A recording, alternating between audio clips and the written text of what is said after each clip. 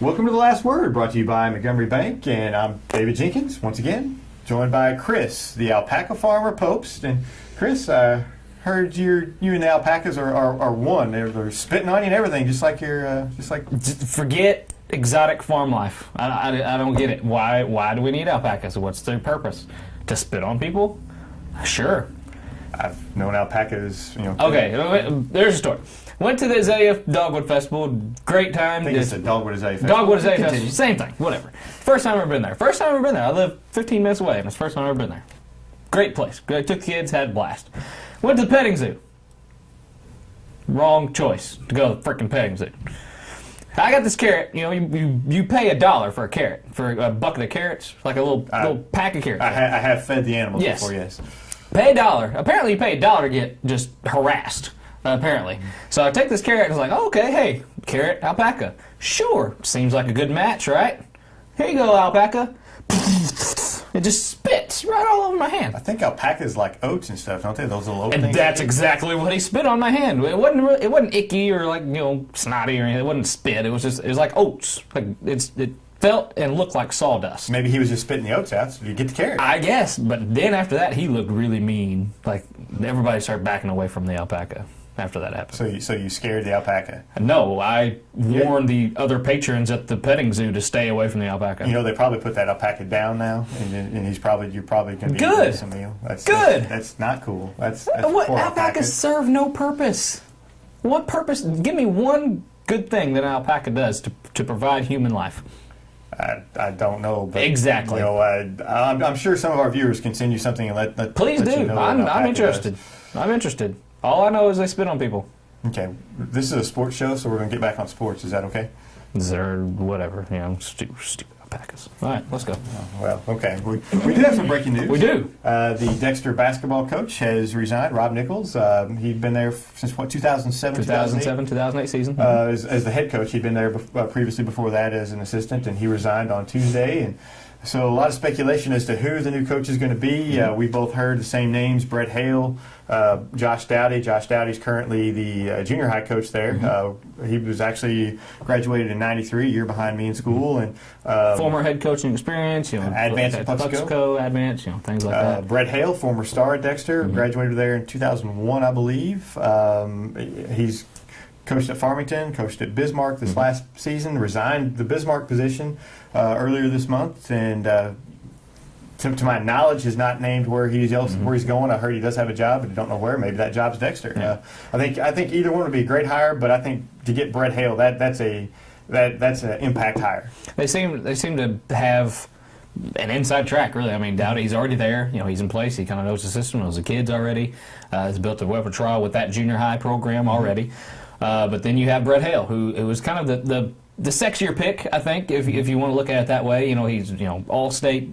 Took them to the Final Four for the first time in program history, the boys or whatever have you. I'm sorry. Anyway, one of the times. Anyway, it was just a star there, and you always want those guys, the hometown guys, to come in and coach your team. It's a story that everyone likes to tell around here.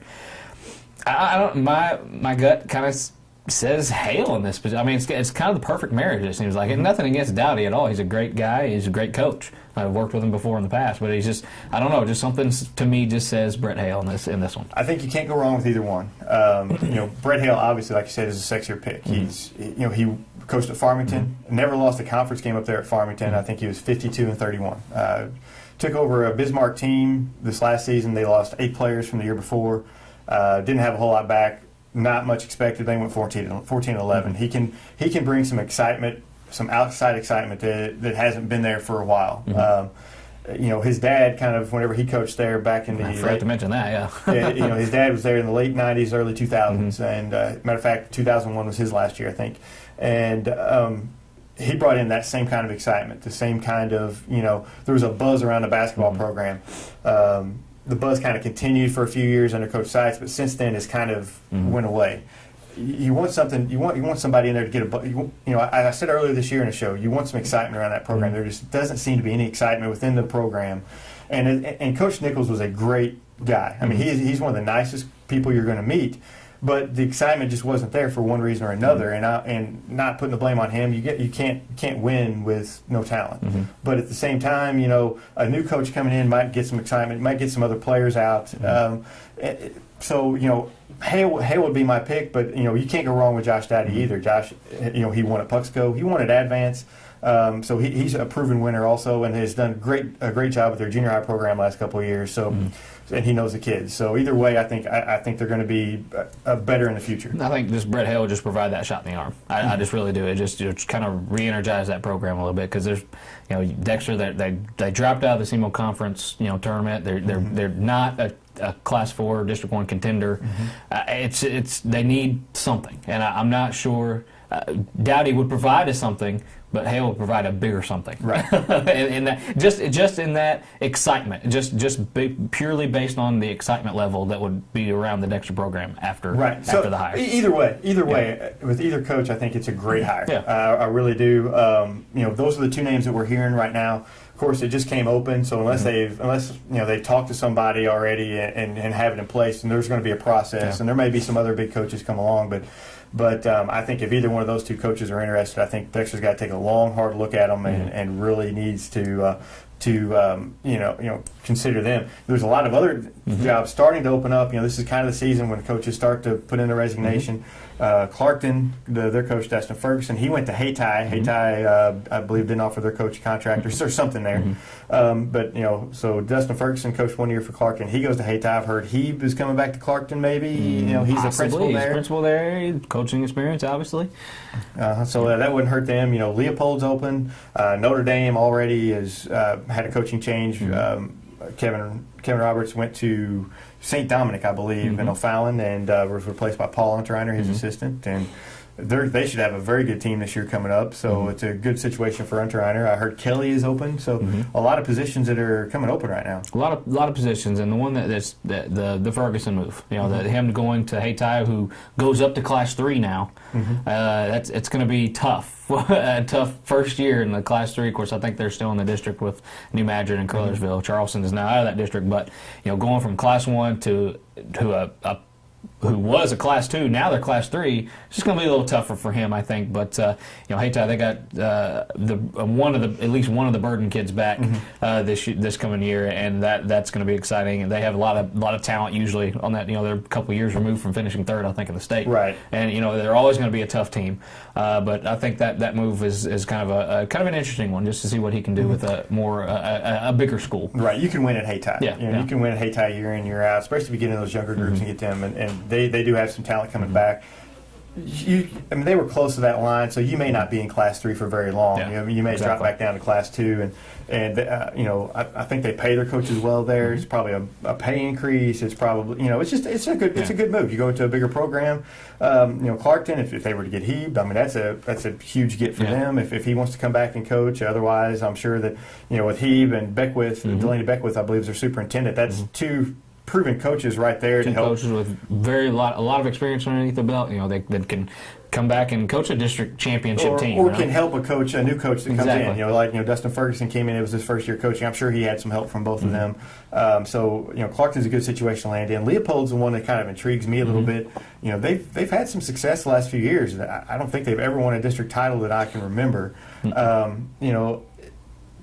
a job that if you could go there and you could win a district title, you're Vince Lombardi. You're my statue outside. You're Coach K. If you can win a district title and you have Scott Central moving out and into Class 2, it seems like that'd be a nice job to get to. They have their best player leaving after this year, Cameron Davis.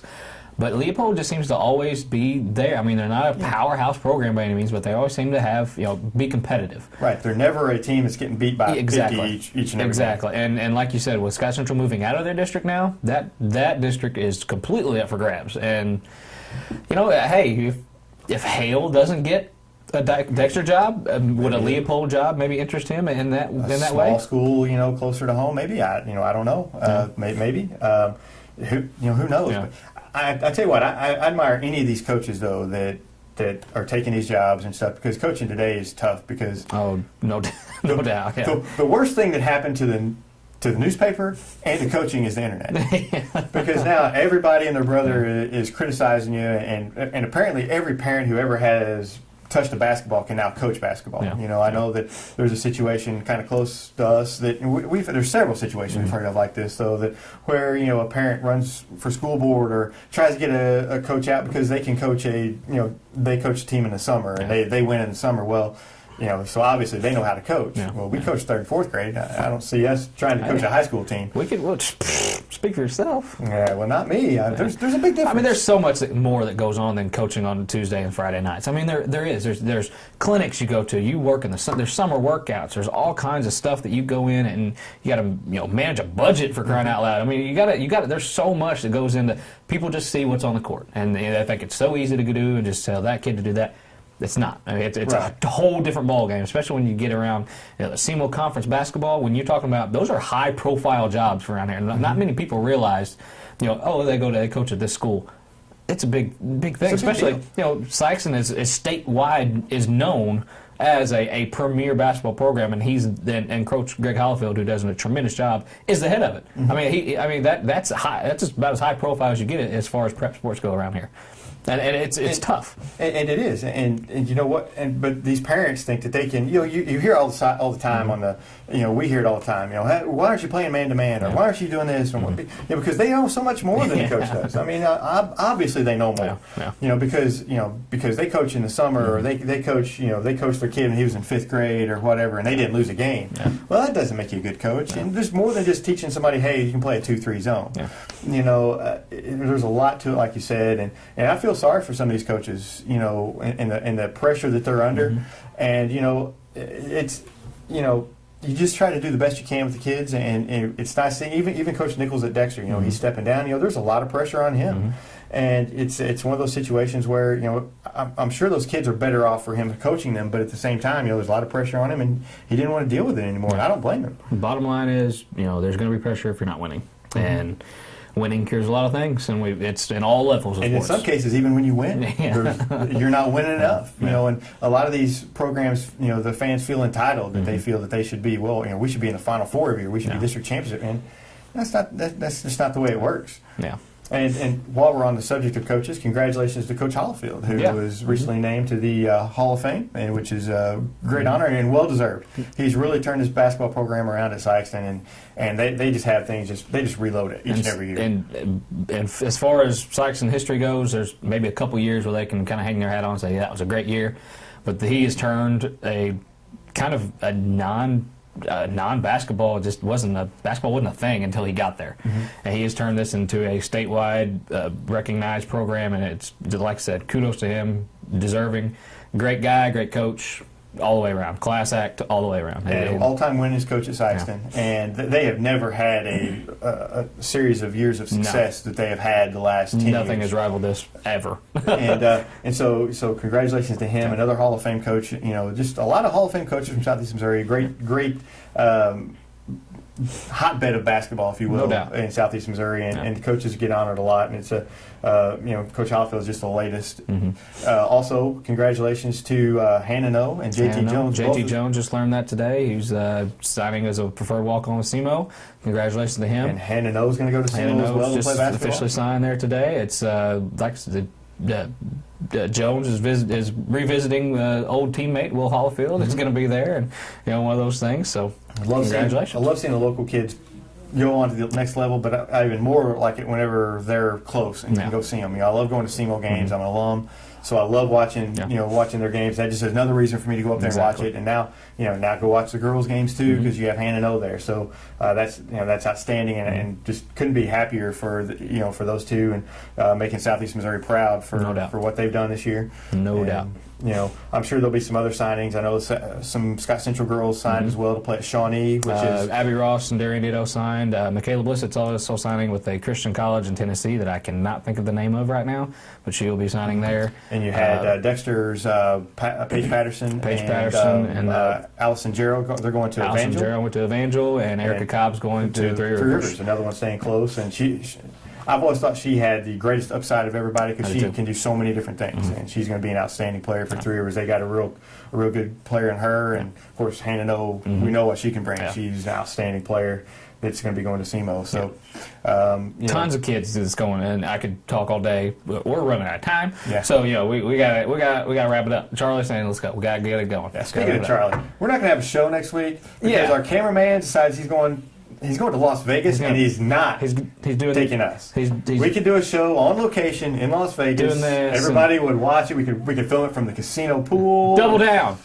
Here, that's what Charlie's going to be doing. Yeah. Drink, ma'am. Double down. He's going to be doubling down, and you're going to be without a show next week. So yeah, he might hawk his camera. I mean, I don't. We may not have another show ever. Yeah, I mean, he may come back without camera. Going to Vegas. He may not ever come back. He may not. I don't know. I mean, this may be the last. If this is the last show, thanks for having us, Charlie.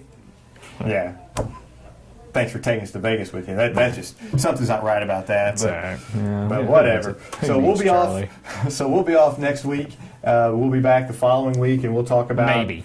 Yeah, maybe if Charlie doesn't have to hawk his camera. But so we'll be back the following week, and we'll take care of all the stuff that we missed for the week we were gone, and maybe a new coach at Dexter we can talk about. Maybe. So I would hope so. Some single conference baseball. Yeah. We'll have all kinds of stuff to talk about when we come back. So we'll see you in 2 weeks on The Last Word.